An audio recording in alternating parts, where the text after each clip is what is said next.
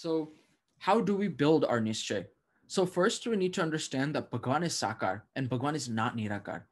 Bhagwan, Bhagwan Sakar Panu basically means that Bhagwan was a human like us. Like in our mandirs, in our puja, that murti that we see is a human murti. It's not just a divine light, if that makes sense. That's what Nirakar means, a light. But Maharaj is a actual human. And that's what we need to have that belief, and which is true because Maharaj came here as a human and he did all of his activities similar to us. What makes him different from us is that he has special he has divya powers that separate us from him because he is Bhagwan. And also, we need to follow Bhagwan's niyams. Bhagwan's niyams are outlined in the Shikshapatri. We should be reading the Shikshapatri as satsangis. We should try to read it every single day in our puja. And even if it's just one sloki, I mind you, you might not have time.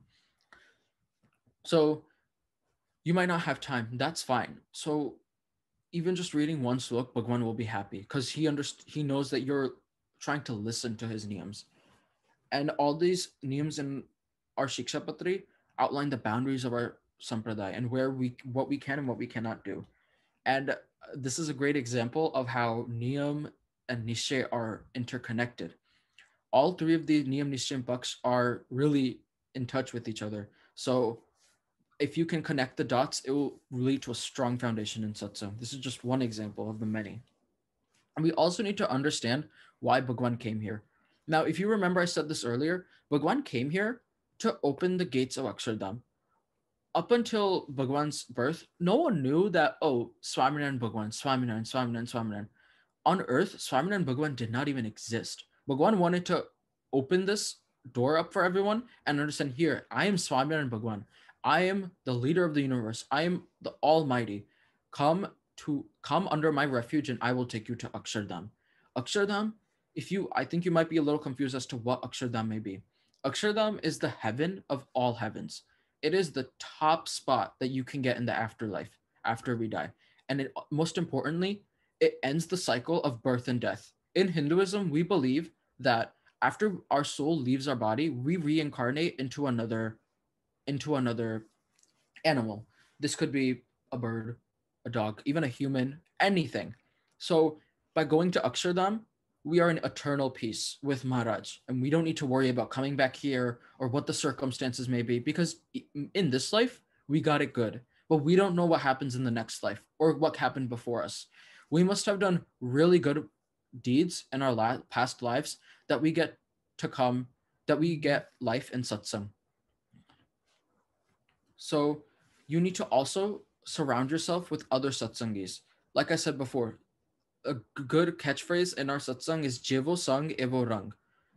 By surrounding yourself with positive people and people who like strengthen your Nischay Maharaj, it will help you. This can be done like the second point, praying and going to mandir. By going to mandir, you're in Bhagwan's house, number one. You're in Bhagwan's home, and when you enter that, that is a peaceful state. Bhagwan has said that the mandir resembles his Akshardham. It is very similar because when Maharaj is in mandir, he is Pratyaksh Pranu, he is at mandir. That murti is the same as Pratyaksh Bhagwan because that is done by Acharya Maharaj has installed that murti. And we going and by going to mandir, we automatically surround ourselves with positive people. And also, when you go to mandir, you also have satsang classes, I assume. So by going to those, you can attain more gnan or knowledge in our satsang, and you can attain firmer nischay through that gnan. And you also have a connection with Dharmakur, Santo, and Sankhyogi Beno.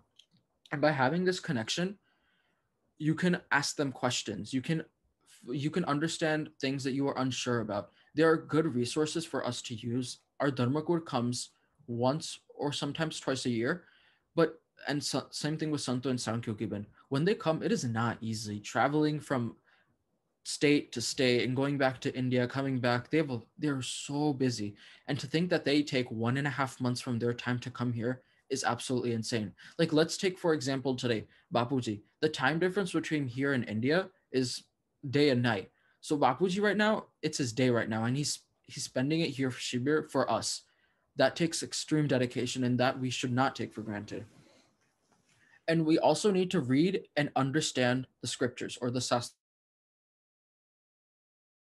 so many good resources like the Satsangi Jivan, Siksha Patri, Vachnamrut, Deshvi Bhagno, like all these scriptures, they're outlined about what we should do, what we shouldn't do, how we should act, how we should live our lives.